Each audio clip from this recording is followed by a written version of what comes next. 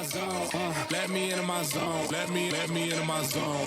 Let me into my zone. Please don't let me in.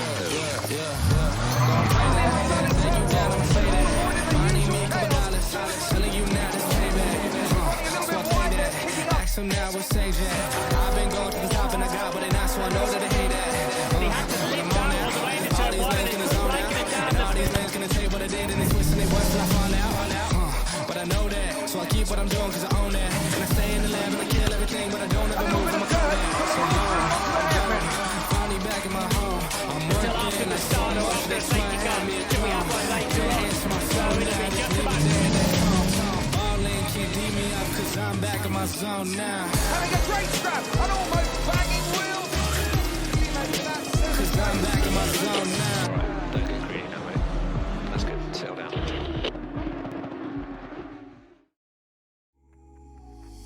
And we are back for the pro round 2, pro category of round 2 at Silverstone, sponsored by Kyalami 9 Hour, MSA, Motorsport South Africa, and Assetto Corsa. This is the ATK Pro Series, and we are heading to round 2, and lots of pro action up ahead. We just finished the Pro-Am class, a fantastic race there with a mixed grid, but this one is a mostly Porsche affair, looks like it. At least that's what we saw from the seeding with the Audi in second place there. But guys, welcome back. I'm joined as always by Marius Roberts, Jonathan Benz to give us some technical insight, and Tasman Pepper. Marius, we'll start with you.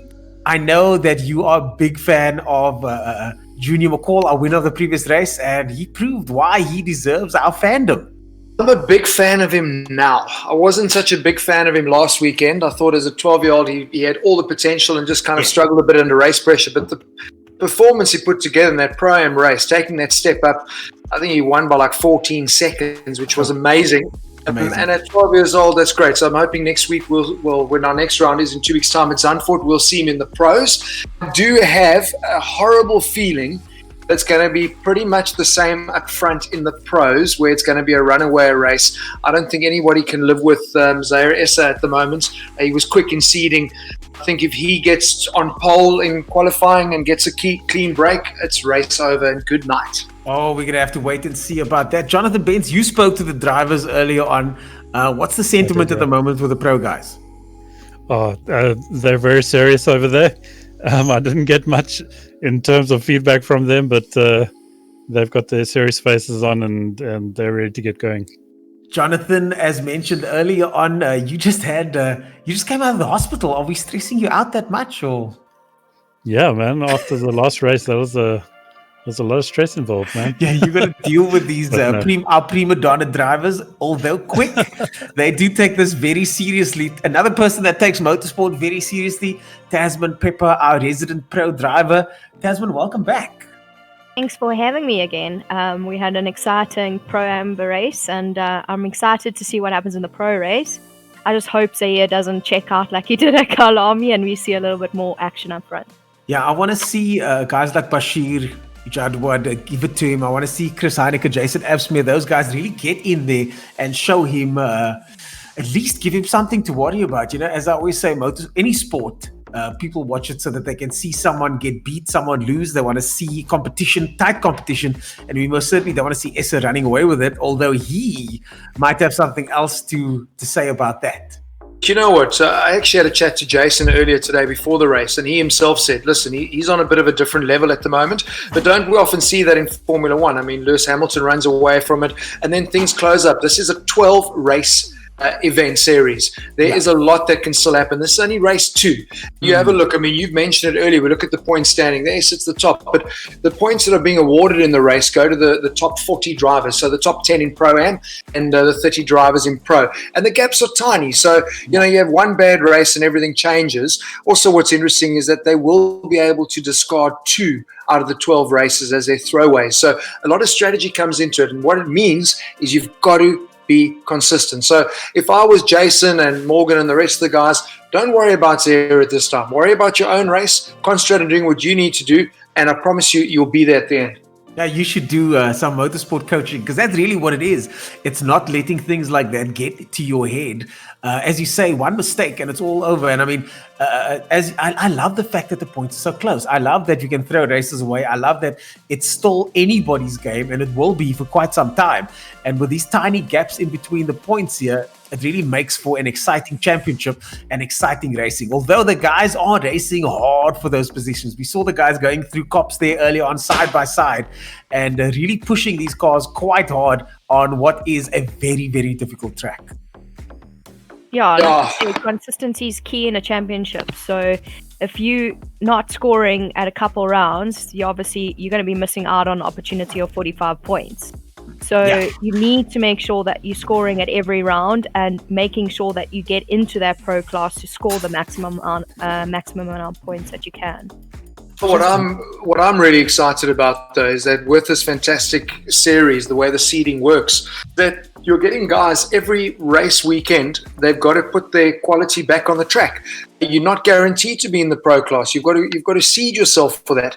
And what we've seen now, top 4 from Kyalami's opening round in the amateurs are actually now contesting in the pros. You look at in 14th position there, we've got Ensslin who's now not racing. So, things are changing. There's a lot of movement. So nothing is guaranteed. You've got to arrive at every race weekend like the real racing drivers do and be 100% on your game. And Silverstone, if you're not awake, you're going to suffer. Yeah, indeed, because as we say, this track is very flat and some of these corners are so unsighted and certain sections of the track even look similar to other certain sections and it's a long circuit with many, many corners. We're going to cut to some highlights now from last week and have a look at some of the action we saw last week at Kyalami, the first round of the ATK Pro Series, and what a round it was. Insane action from start to finish with the races happening all the way through the grid, from the front of the field all the way to the back of the field. And some of the guys doing what we call the lunge into turn 1. Tasman, the lunge into turn 1. That was one of the main features of last week's racing, wasn't it?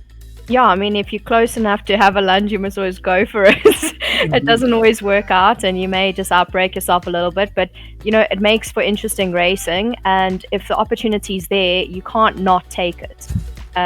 You're just going to end up you're going to end up disappointed and not where you want to be. So if it's there, go for it. If it doesn't work, it doesn't work, but at least you tried. It's better than just sitting and waiting. Exactly. And I mean, 15 minutes is not a lot of time. We're going to cut through to highlights now from last week's action.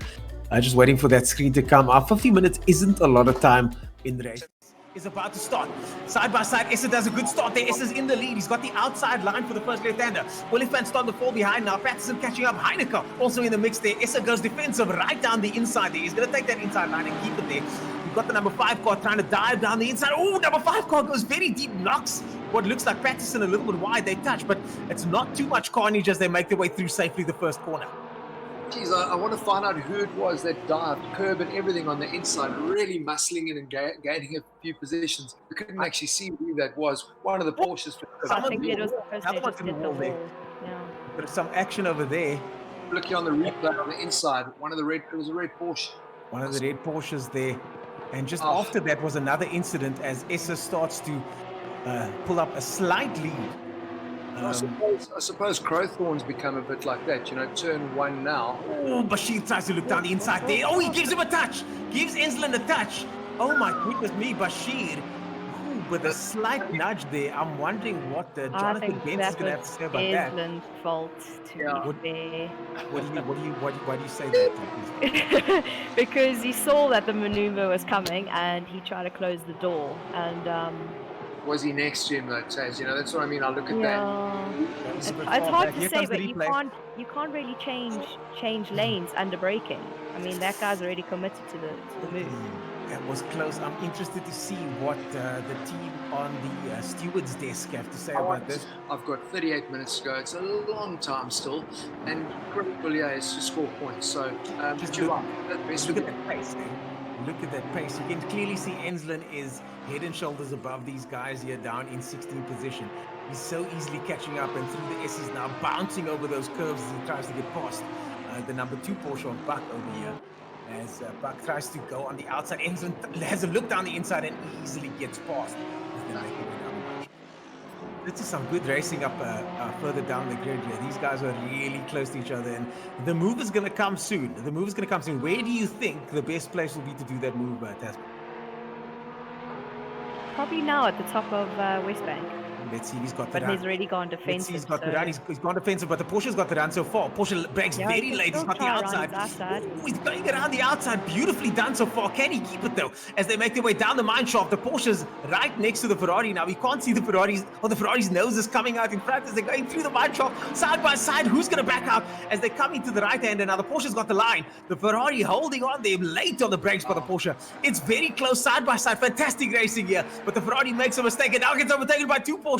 Two Porsches now getting past the Ferrari, and that is what it's about. Some fantastic racing here. Mistake That was there really being made. nice from the Ferrari, though. He left him really nice room. Oh, I don't think he's going to think that was a nice move, though. He just gave up two positions. Oh, he didn't give it up. He tried. He gave two positions there, unfortunately, as Wesley Fadden now starts to gallop into the distance. But it can happen when they're under so much pressure. So This is a high stress environment. I'm sure you know all about this with regard to the Polo Cup guys. It's so close for those guys where it's like this for the entire race. yeah. Ooh, he has a look down the inside. Leslie has a look down the inside there, and he gets it so far. Side by side they go. Now McCall on the outside of him as they go through the next corner. McCall still got position though.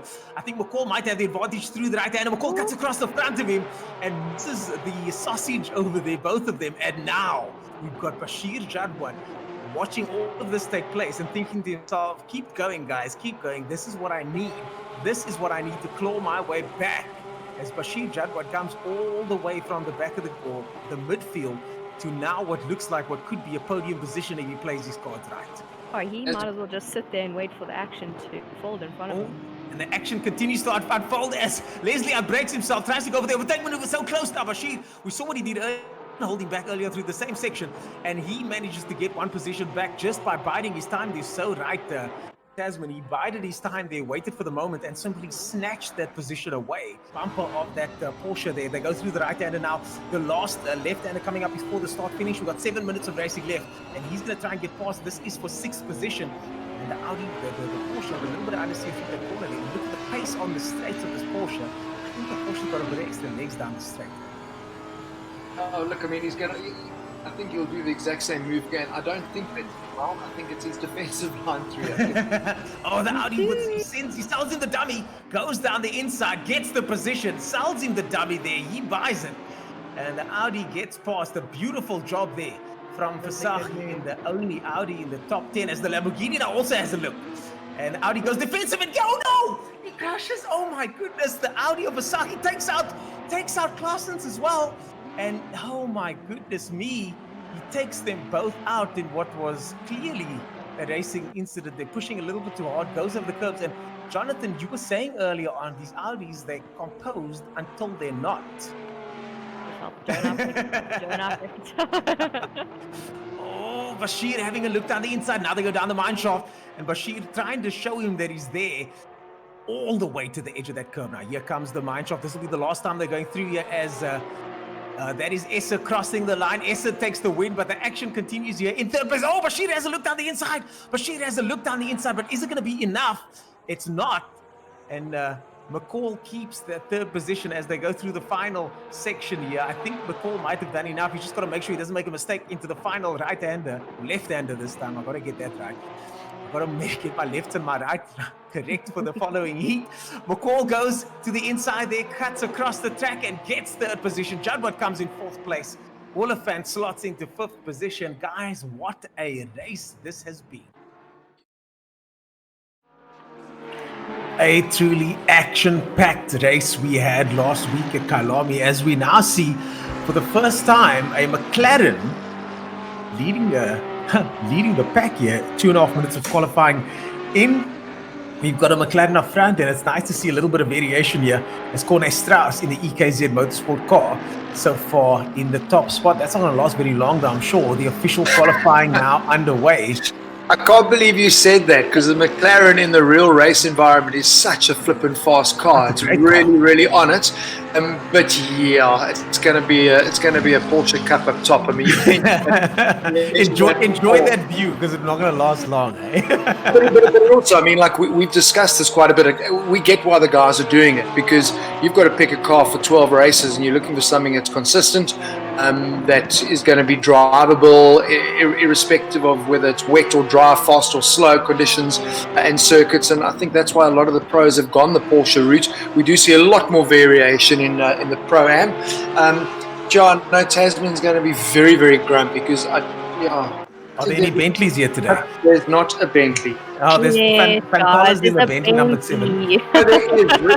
Richard Collar is in a Bentley. Sorry, I'm a tool. The lone Bentley on the grid here as we cut to Bashir Jadwal, one of my favorite drivers here, the number 83 Porsche, someone we saw on a hard charge last week and having a little bit of controversy around his driving as well, knocking out one of the Audis at Kyalami, but still managing to get that 4th position last week, almost getting 3rd on the last complex section over there before the finish line, but just missing out on that 3rd position. This time, though, the camera's on him. Let's see what he's going to do as they make their way around the circuit. Now, still 15 minutes of qualifying left. Collier's gone first in the Bentley. Oh, no less. So, I mean, look at the time. We're looking at 58. So if you remember in the Pro-Ams, that's what Junior McCall ran. He ran a 58.4 or 58.5, which was good enough for pole. But if you look at the seeding runs from yesterday, as Wilkin was doing a 56. Well, there we go. Charles Wilkin, welcome to the Pro Series. He didn't race last round. Charles Wilkin. Is that the Charles Wilkin? Is that the Charles? Yeah, he knows a thing or two about racing cars, raced Polo Cup. He's literally raced everything. Yeah. So he looked very quick in the seeding runs, and 56 is the time that Zaire Esser was doing. I think he was on a 56.2. The guys in second were roundabout where Charles is now. So that is a cracker early time set by Charles. So they've got some catching up to do. So difficult to set that time earlier. Bashir Jadwat getting a bit squirrely under brakes there. He is currently in 3rd position. Check it out. 6,000s off of Charles' time. So this is good, man. 6 1,000ths of a second. That is absolutely nothing. Not even a blink. Unbelievable. And that's the gap so far between 1st and 2nd place. Jadwat now 5/10 further down the road. And behind him, Leslie Oliphant. You know what's cool though? I mean, the race organizers have given these guys the most amazing conditions. If you just tuned in, you'd think Silverstone, 36-degree track temperature. It's flipping amazing. They gave them some time with them. Oh, they've given them the perfect conditions for them to actually go out and attack this race, attack qualifying certainly. I see Jason Absmere, who finished 2nd last week, just put himself up into 3rd place. I chatted to him earlier just about the setup, and he said, yeah, what we were mentioning about Kyalami and the similarities, they haven't fiddled too much. They literally came into this with the exact same setting. The only difference they have is a qualifying setting where they've obviously got the car set up to be a little bit more wild and ready to go, but then they go to a harder setup to make it easier to run a 50-minute race, and obviously a setup that's going to look after their tyres as well so they can be consistent. That isn't a 10-lap sprint race. Well, we saw the positions change in the Pro-Am category for 2nd and 3rd place as we get eyes on Essu, who now goes fastest. Essa goes fastest into a 56.6 and running all the way to the edge of the track there. He is pushing hard at the moment. And that's a great lap. Great lap, 56.6. And that puts him 0.2 of a second ahead of Wilkin. Essa spins out. He's tossed it. Essa's lost it. So Essa is not the machine that he makes himself sometimes out to be as Leslie Oliphant comes through now. Essa lost it in the S's. Essa lost it in the S's. And you know what? As for the competing drivers, that's good to know because that shows he is human. And when he's pushing that 56-second mark, that car can still snap back. And I mean, that was, in one of those incidents, there was no coming back from that. That car was losing it. It was gone before he even lost it. That's what's nice about sim racing, isn't it? You can just push the reset button and go straight back to the script. Oh, yeah. But, Taz, this is where it's so cool. I mean, qualifying, this is where you do take the chance. You set a banker time already, and now you can set the car up wild. You can go for those crazy, perfect laps. He's got one in the bag already, so this is the time to try it. It's going to be very different in the race. What's key here, he's got to get off he's got to qualify on pole and get away first. That's what he wants. A solid banker lap of 0.2 of a second up at this level is a really solid lap. So he's going to be happy with that so far. We've got eyes on Charles Wilken now again in the soccer esports car, and our second place man at the moment. What we also need to mention is I have a look there. Bruno Cadile is sitting in 9th at the moment. If you remember last weekend, he won the amateur race. So through the seeding process, it's the massive jump up. He's gone straight past Pro-Am, straight into the pros. And we looked at him there and we thought, no, listen, this guy ran some good pace. And obviously, nice to see him in the AMG and the Merc as well. A car that when they did the virtual sim race here a couple of weeks back, that Jordan won, the Merc was right up there. I think it did finish in second place, the Group M Merc. So we know it's got good pace at the circuit. So it's a good showing from an amateur to be up into pros. You know, it's fantastic, and that's what we love seeing. Is seeing those guys progress and getting better. And over the season, we're going to see a lot of that as Charles Wilken comes through the left-hander now, making his way into left field there. And you notice a difference straight away, Ernest, even under braking. In the Pro-Ams, the guys don't go onto the curb under braking. Yeah, Charles is literally using every single bit of the track that's available to him to give him the best drive out of every corner, and that's that step up from Pro-Am to Pro. He goes a little faster. He goes a little faster, but only just a few hundredths of a second faster there. As we get onto Bashir Jadwat there in the number 83 Porsche, he's currently 0.7 of a second down. And I did laps with Bashir on the sim and tried to match his times a while ago. And the amount of curb that the guys uses is really, it's astounding. They're able to find the track limits in a way that it's very difficult to find because you're not feeling the bumps, as you say, through your bum. But the way the best sim guys find the track limits, like look at that, look at the way he enters that corner there, absolutely on the edge. And it's really a skill that gets developed over many hours on the sim. Yeah, like you have to have your bum in the seat and you've got to be testing all the time, and that's what these guys are doing, especially the front of the pack. You know, they're doing laps after lap every day, trying to perfect that setup and trying to perfect their times around certain tracks. So Jadwat goes third there, Jadwat goes third. Taz, don't you wish that was the reality? I think that is what is so nice about sim racing, is that the track is available to you 24/7. You don't have to go and go to the expense of getting the team there, setting the car up, renting the track. The aerial view through Beckett's, it's just unbelievable. You can see such a tricky part, but there's no excuse for not being good in sim racing, because you can put in the laps every single day. Every single day, and as you say, I had to rent the track just before lockdown a couple of weeks ago. It was an absolute nightmare. Just to get the circuit for an hour was paperwork and dealing, and we can't because of lockdown was looming at the time. With sim racing, I literally switch my television on, and any track in the world is at my disposal 24 hours a day. It's amazing.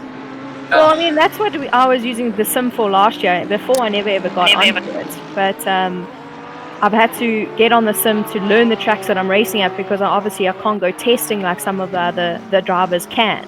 And that's how I prepared myself for everything. So, you said... Issa goes faster still, eh? Issa goes faster still. Yeah, but he isn't as fast. Well, he's only 0.2 ahead of Scholl. So I think Scholl might still have something left in the bag to maybe top Zia, but I think that's why Zia is pushing as hard as he is, because he doesn't feel comfortable in that position.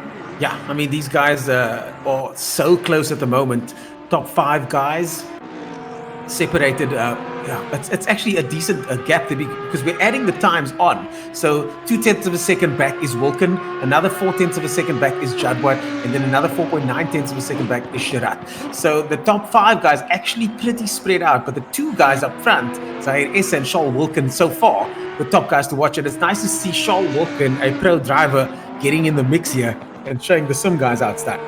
I'm just also stoked. I mean, we didn't see Jordan last week, and to have that Audi sitting there in 4th, splitting that Porsche mega sandwich is pretty impressive driving. And he was... Yeah, that's a Dagwood Porsche sandwich, isn't it? Well, listen, I mean, that's, trying to handle that. But I mean, I suppose it's all in the VW family, so that's cool. It's just the Merc that's ruining the fun down there in 9th place with Julian Familiaris. But this for me is interesting, though, because I really do. We mentioned it last week. I'd love to see them not be able to hit the reset button on qualifying. because it changes how you approach your qualifying session. In the real world, you've really got to think this through. And you make one mistake, you've now got 2 minutes and a bit to get back to the pits, get yourself prepped. The other guys just reboot and they go again. And I think they changed that in this game. I think it's going to really turn it into a real racing scenario, and it's going to mess with the drivers' heads, because qualifying is going to become a real session that you've got to strategize about. Exactly, and as you say, the opportunity to go back to the pits almost immediately, it's, as we can see, one of the cars doing now, that's Abspear now doing the same thing. You got to make use of the rules at your disposal, and that's what he's doing. But as you say, I do think that would add an element of drama if the guys weren't allowed to do that. Taz, I mean, you were talking earlier about how close it is between Essa and Wilkin, but I mean, if I remember last weekend, don't think that Zahir had a massive gap over second place either in qualifying. If I remember, it was also about 0.3. Geez, when it got into the race, he was just able to consistently lap those times. I think that's also the difference, eh? Some guys can put in a super, there's some guys that are fast qualifiers, but they just aren't able to have that same pace in a race. Yeah, I think Zia has the consistency, which puts him above everyone else at the moment. But Shoal, I've raced against him on track, so I know he's pretty consistent as well. I think Zaire is, like we saw earlier, he spun out pushing, so you can see he's on the ragged edge trying to get those times in, because he knows someone's that little bit closer. So it will be interesting to see after the end of qualifying how they actually end up and what the race is actually going to pan out to be. I'm excited because, I was right at the beginning saying I'm predicting a runaway, but I think seeing Shoal's early pace, it's all going to come down to Shoal just disrupting his race pattern so he doesn't get into the rhythm, because I think once Zahir is in that rhythm, it's going to be hard to disrupt him, because he's so composed. We saw that last weekend. He made no mistakes. So I think it's important to put him under that pressure now. Now we've seen him make a mistake in quali. Yeah, that's exactly it. Shoal Wilkin's going to have to make sure that he gets on him for at least those first couple of laps and try and force that error. We saw with Essa, if he gets away, it's a problem. So the guys know that they need to make sure that pressure is applied. Essa's now back out again, and we got eyes on him now. 156.6. 6.4 is the fastest time so far. 4 minutes and a bit left of qualifying with Shoal Wilkin 0.2 of a second back. Just behind that, the ATK driver Bashir Jadwat, who is exceptionally fast, in third position now, and right behind him is Sharat. So what a star-studded, what a list of drivers. These are the guys we expected to see in the top 5. We've got Heineke, we've got Abspear, we've got Oliphant. All of these guys had fantastic showings last week, and now they get to show it again by making it into the top 10 of our pro race. This is so nice for me. I'm looking a little bit further down on the qualification board, and I see a Lorenzo Gualtieri there, and I'm looking at that name. I'm thinking, is he related to Sav Gualtieri? If anyone knows motor racing in South Africa. Yeah, look, he'd be gutted that if it is his son or related, that he's in a Merc, because we know Sav is the king when it comes to BMW and producing crazy fast race cars. But it's just cool. So to see these names, and I think for us, this is race 2, so it's all new names. We don't really know the guys, but I think we're certainly going to start putting personalities to the guys as we get familiar with them. But there's some really cool characters that are already coming to the fore. I'd love to get to know these guys better as we do go. I've met some of the guys, and as I said, Jadwat, one of my favorites because I met him. Shoal Wilkin, I'm a fan of his racing. He's been racing many years on and off the circuit, dirt and on the tar. So it's really nice to get to know some of these guys. But as you say, there are personalities here, guys that are racing from only their lounges, and this is the only place we'll know them from. But these guys are now going to become personalities. And a funny thing is, years ago, a very good friend of mine, the person I first rented my first race car from, actually told me, if you want to make it in motorsport in South Africa, you've got to be a hero or a villain.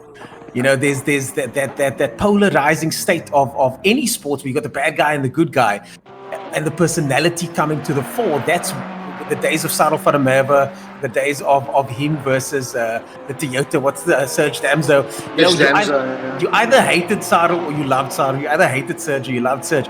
And that's one of the things that's missing from South African motorsport. We now have it with the Van der Lindes. We've got Tasman and a brother now representing us. So we've got the good guy. Taz is the villain for sure. For sure. I didn't want to say it, but you know what I meant. But the point is, these guys can also now step up onto the stage. And I mean, this is a piece of advice that I've heard given to guys in other sports that I follow. Step up to the stage, become the good guy, become the bad guy, but become a personality, because now's your chance to do so. If you got the pace to match it, now's your chance. You're on that stage.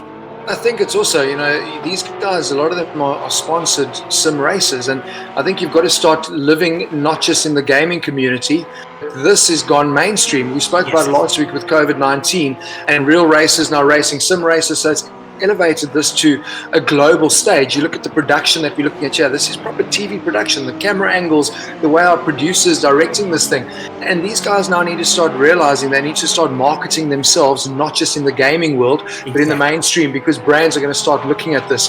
Just what I've noticed, I mean, I looked at that seeding run. There were only 2 cars in yesterday's seeding run in the 56s. Now we've got 6. So a lot of guys have found extra pace. They've come down from the 57s into the 56s. So the guys are on for this race. There's a minute 21 left in qualifying. I don't think anyone's going to knock Zero off the top spot. You see a gap now is 0.5. I think we're going to have a fantastic race in the top 10 if I look at the way these times are stacked up now. It's amazing how this happens. Last week we saw the same thing. The times just start stacking up, and there is, they always say there's no such thing as the perfect lap, but today there is someone that's the fastest, and that's the pace that's been set. And the other guys are, as the time sort of rolls on, the other guys are all now starting to catch up to that pace and find that pace, and you're seeing more and more guys do so.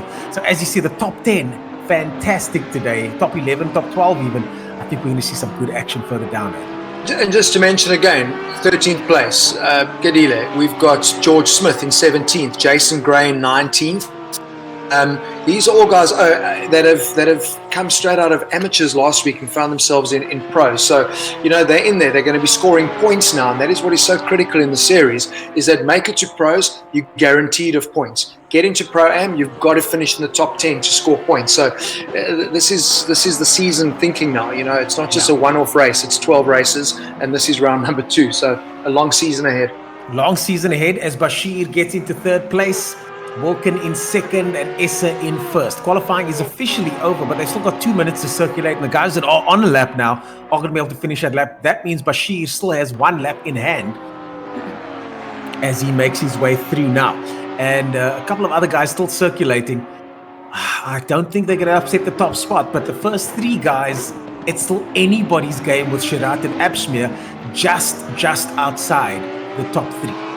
If I remember as well, I'm having a look, Jason, I think last weekend also qualified in about 5th or 6th, ended up finishing in 2nd place. So this is what's critical. I mentioned it earlier with Taz. I mean, some guys are really good at qualifying. Other guys just have the consistent lap time that you need in a 50-minute race. The guys are probably going to do like 30 laps here. Yeah. So to be consistent is critical. So it's not all done and dusted because you've qualified in 6th. We've seen guys end up on the podium from that position. Exactly. Well, the thing is, I've with a couple of sim races I've done, what I found is it's very difficult to dial into that first lap. You're starting from nothing, and now you got to dial in. The tires are cold, and it's all a simulation. So some of these guys are exceptionally good at dialing in on that first couple of laps and getting those laps consistently going for the start of the race. And we're going to see some of that now, because the hot lapping is easy, as you said earlier on. You hot lap, go to the pits, you do another one. It's that consistent running laps after lap after lap that's going to make all the difference today. Oh, I'm ready. How about you? Yeah. Yep.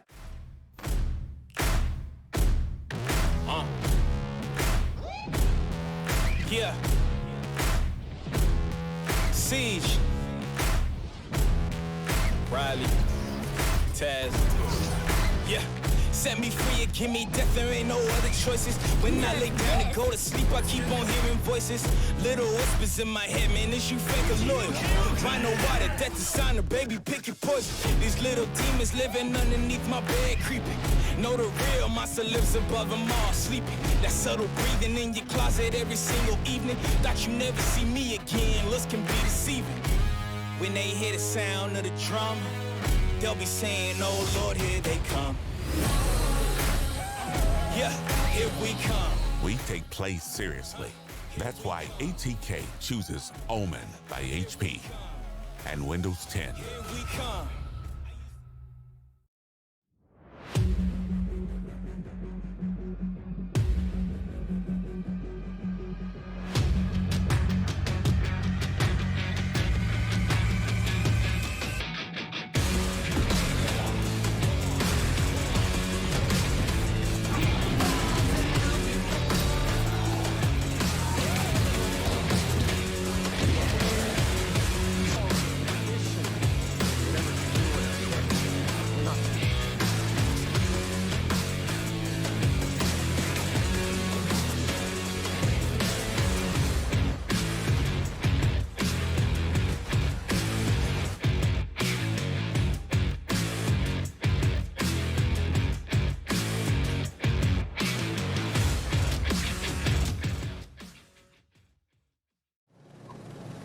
And we are back on the start line here. We are about 11 seconds, 10 seconds out of the warm-up lap.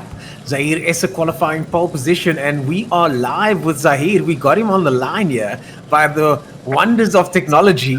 We got Zahir Essa in-car chat with Zahir Essa. Are you there, Mr. Essa? I am. How are you feeling right now? We're in-car with you at the moment, if I'm not mistaken. How are you feeling right now heading into the start of this race? I mean, you got a decent gap, but I think it's half a second there pretty much. And you seem to be on pace. You seem to have found your rhythm. We did see you make a mistake earlier, and I'm not trying to psych you out here, but how are you feeling? Feeling pretty good.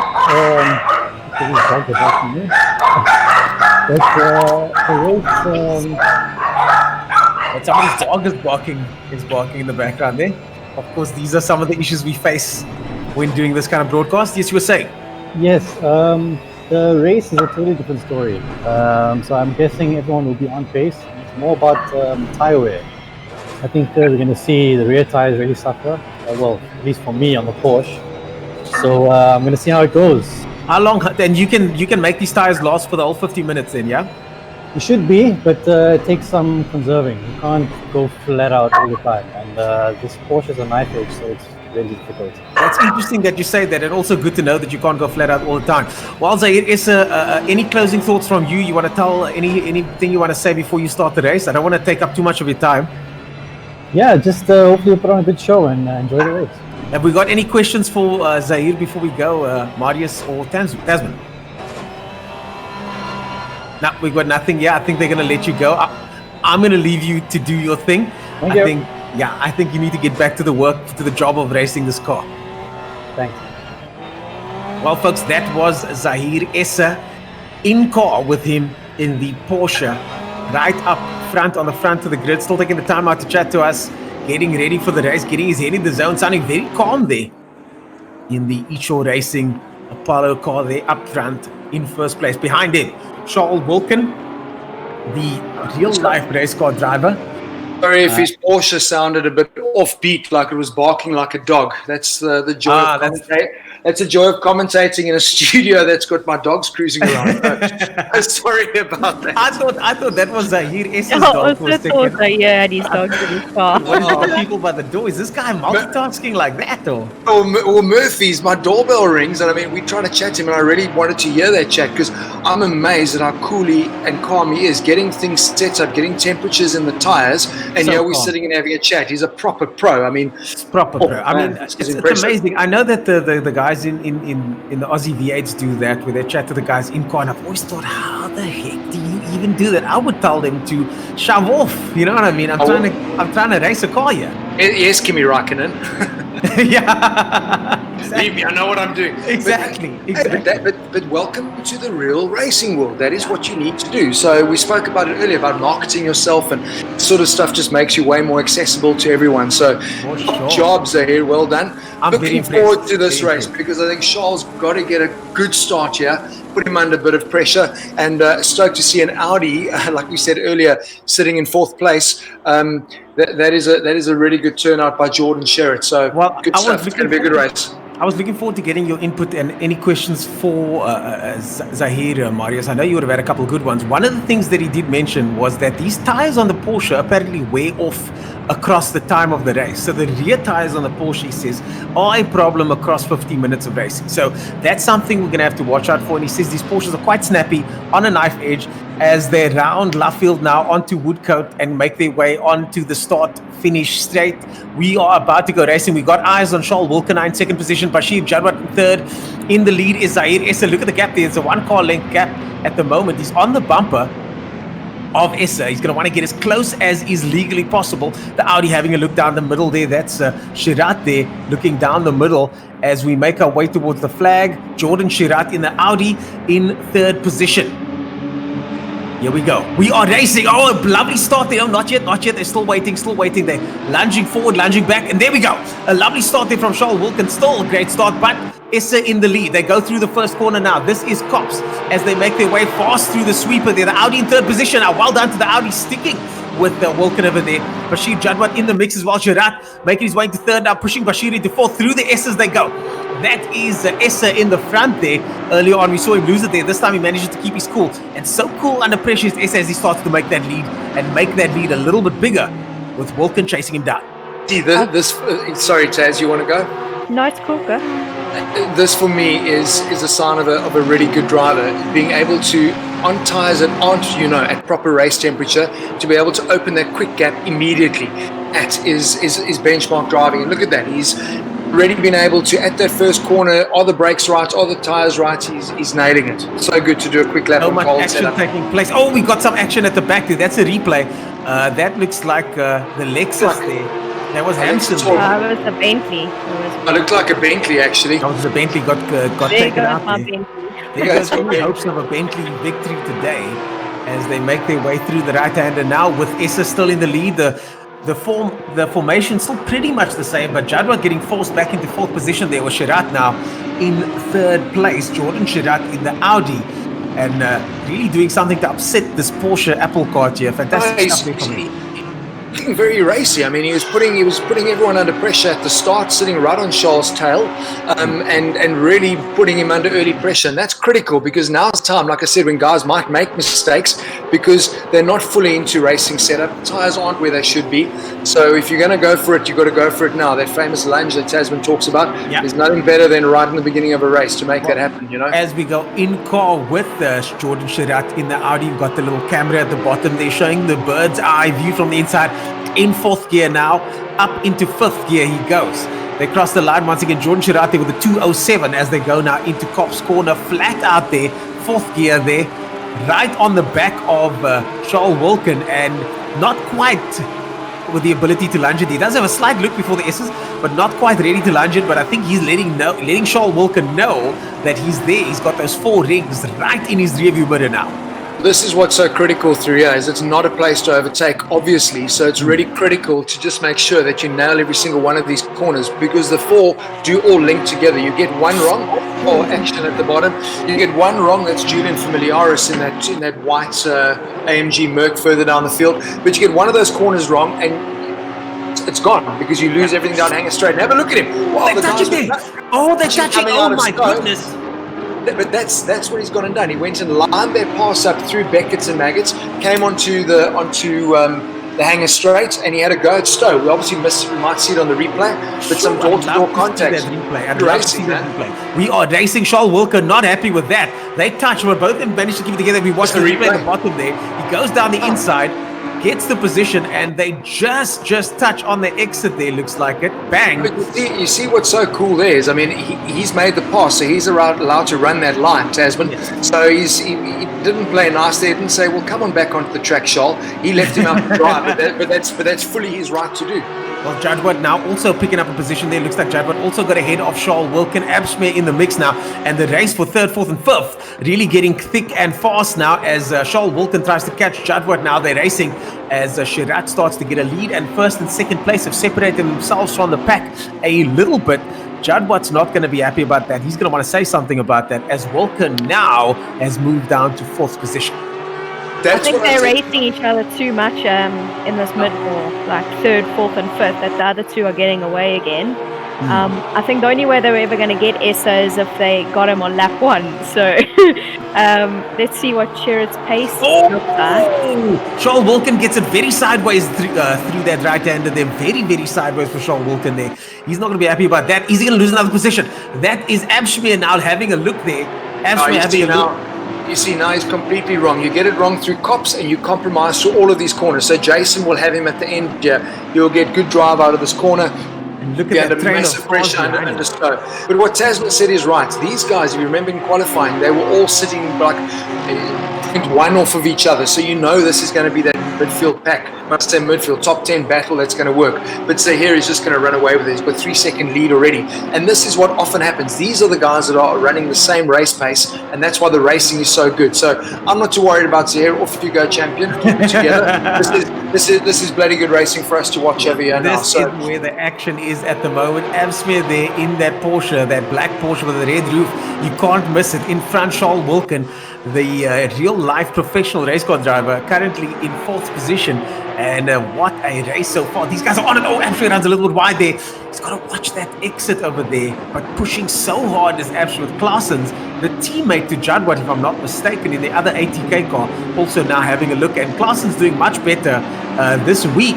Quade Claessen's doing much better this week in that number 124 Porsche.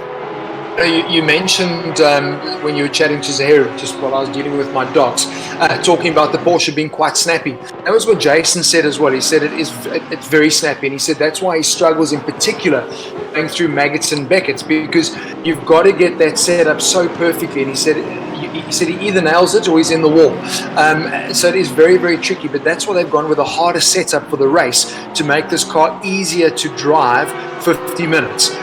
They're not going with as aggressive a setup, and to help save the tyres, because like Zahir and I said, is the tyres start going off at the rear, and that just makes this car even more difficult to steer when you've got 10 minutes left in the race, you know? Yeah, exactly. And I mean, can you imagine last 10 minutes? And we saw that in the previous race. But could it have been a tyre issue with that position change in 2nd and 3rd in the previous race? It could be. 50 minutes is a long time to be pushing these cars, and you certainly don't want to be hot lapping for 50 minutes if you know at the end of that 50 minutes the tyres are going to go off. We're on board now with Abshmir in 5th position, just 3/10 of a second now. Fantastic battle. Great battle.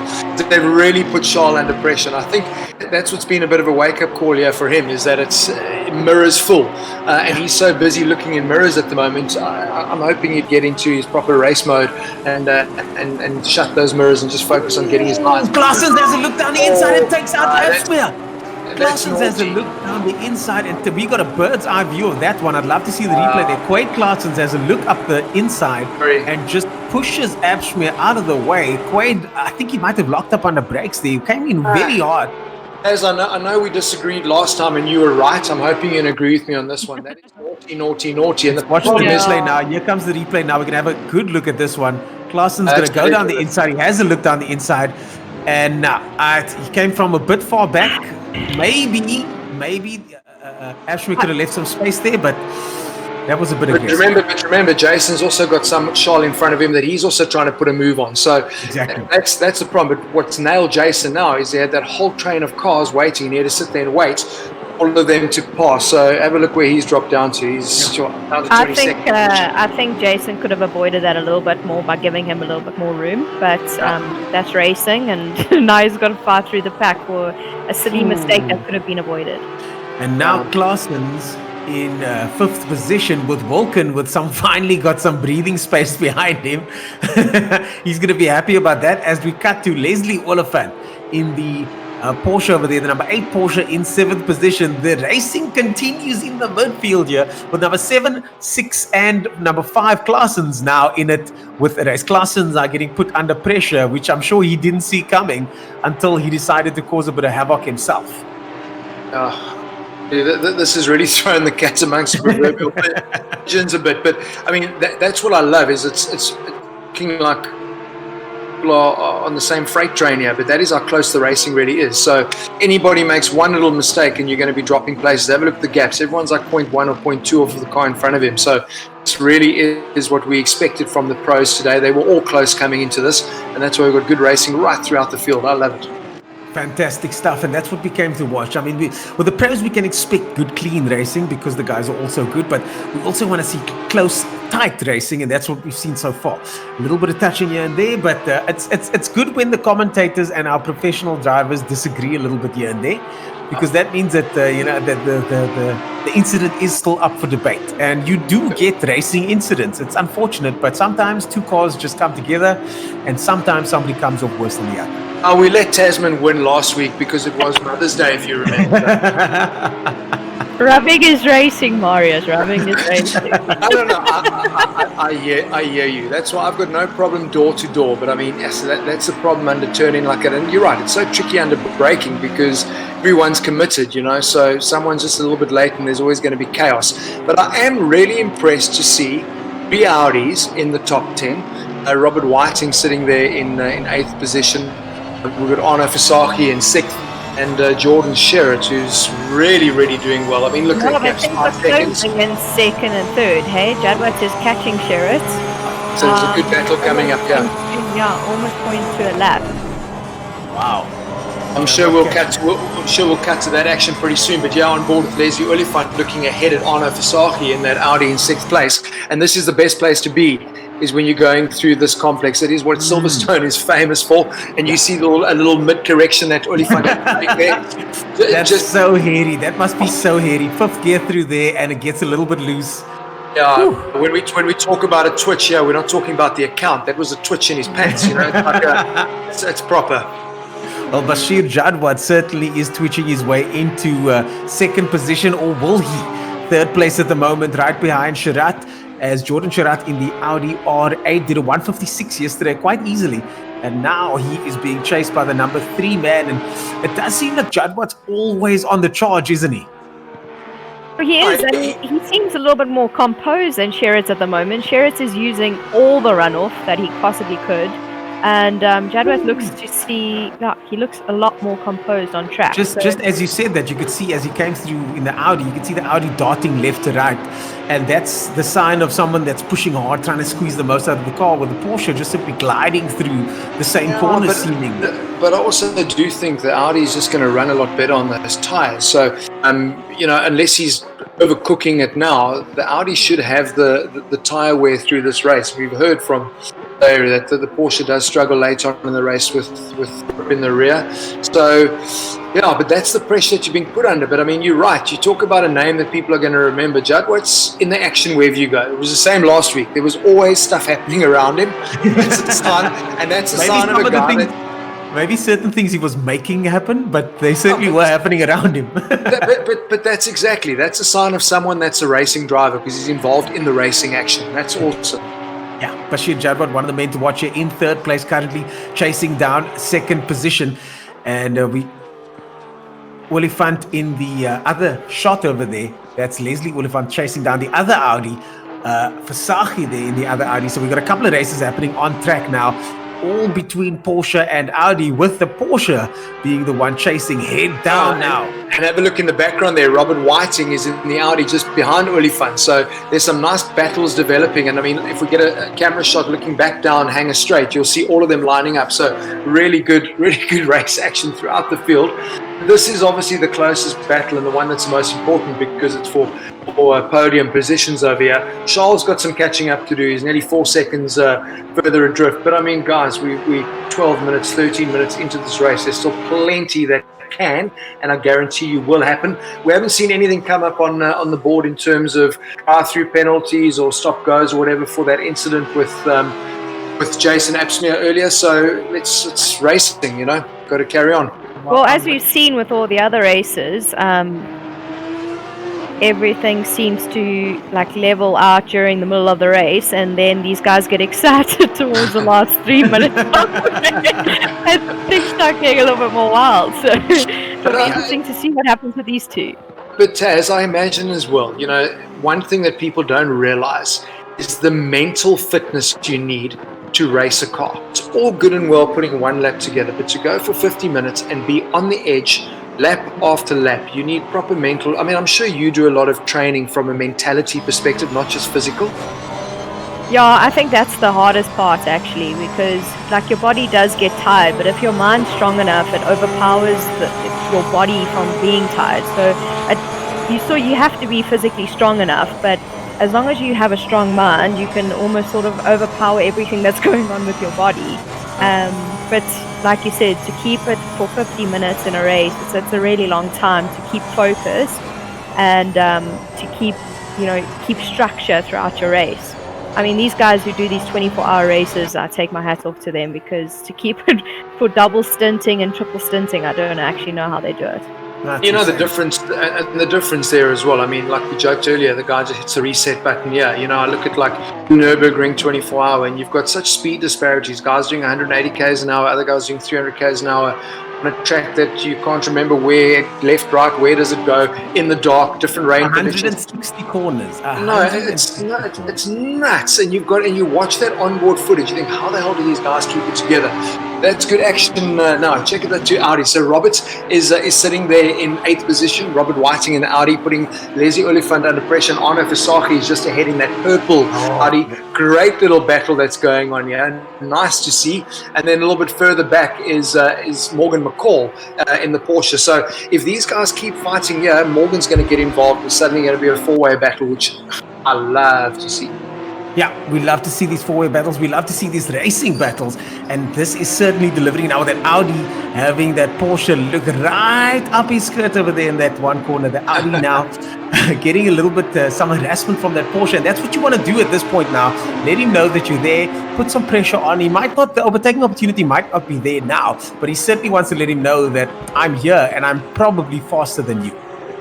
It's you're starting to see some different lines under braking through the corners, and that's what's nice about Silverstone, is that there are different options that you can take. So that for me makes things very interesting, and the cars obviously are operating differently too, and naturally aspirated versus turbos. Obviously they're sitting at sea level here, so you don't have that same benefit that you would have had.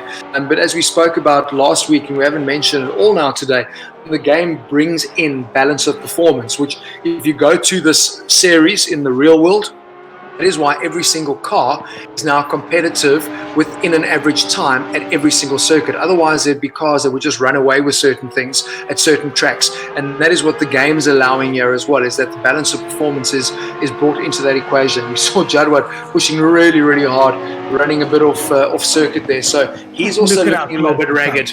Yeah, look at how close he's coming to the edge of that circuit. He's pushing hard. I think what he's realizing is that the pace that he has is just not enough to catch shit out, because Jordan does seem to be now also laying down the hammer a little bit and keeping that distance. He's not making any big mistakes, and now Jadwat is starting to try and find that time, push a little bit harder, and the mistakes are maybe starting to creep in. But let's see. Have a look to the top of the timing board now, 8 laps down. What this little battle is also doing is just helping Zahir to just really run away with it. 7.5 seconds, so nearly a second a lap that he's been pulling out. And this is what we saw at Kyalami. He is so good at just banging in lap after lap after lap and getting it done. As I was talking about all the different lines, this is the new arena section that they built like come 2010 when they did the upgrade to the circuit. And there's so many different lines through this little bit, and this brings you onto what is the old start-finish straight coming up a little bit later. So it's such an intricate track, and that's what I love, is that there's no one perfect line. Look at that, I love it. Taking curb under braking as he pitches it into the corner. Unbelievable. The guys are on the edge. So on the edge as we go in car now with Jadwat. Now he's finally right up behind that Audi, but has he got enough pace to make the overtaking maneuver? They've been so evenly matched the last couple of laps, with Jadwat slowly creeping forward, but has he got the pace to be able to get past him?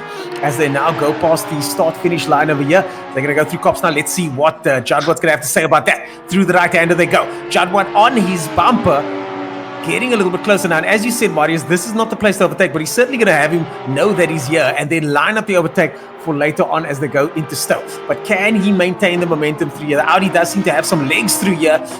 He's not I'm glad you picked up on that, because the Audi really does seem really good on the direction change heading into that complex straight away.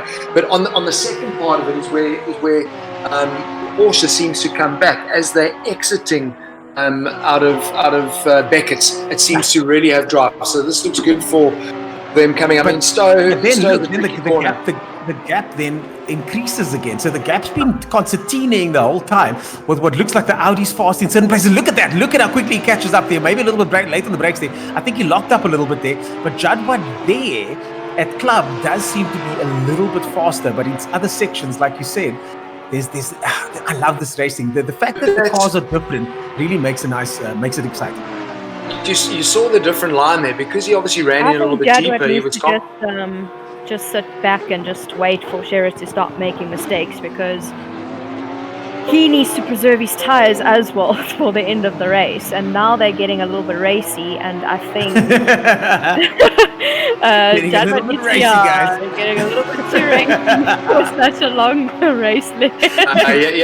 Here comes an overtake move for sure. He's actually lined him up so perfectly, heading through that section. Oh, he's going to go down the inside. He dives in there. He had to think about that one and had to back out there, but he's got the line for the next corner. He's going to try and tuck it in tight. Will he tuck it in tight here? Yeah, as they go through Luffield now onto the main straight. Good driving. you've got to be so patient with Luffield as well when you come on the power. You can't just jump on it because it's such a long corner. So that's what's also hard when you're in battle is, we spoke about it earlier with the Pro-Ams, is kind of knowing how to come back on the power, not just to get the adrenaline going. I think it was what's that song where you got to know when to hold it, know when to fold it. And that was one of those moments. I think it's Kenny Rogers that said it. He passed away. He passed away this year, sadly. I mean, what a great anthem and awesome song. I'm giving away my age. Eh? Do you even know? Tasman, do you know who Kenny Rogers is? No, Marius, I'm not as old as you. Okay. He's not Father Christmas. I know he looks like it with the white beard and all that sort of stuff. Well, is it going to be Christmas time for Jadwat over here? He had a moment.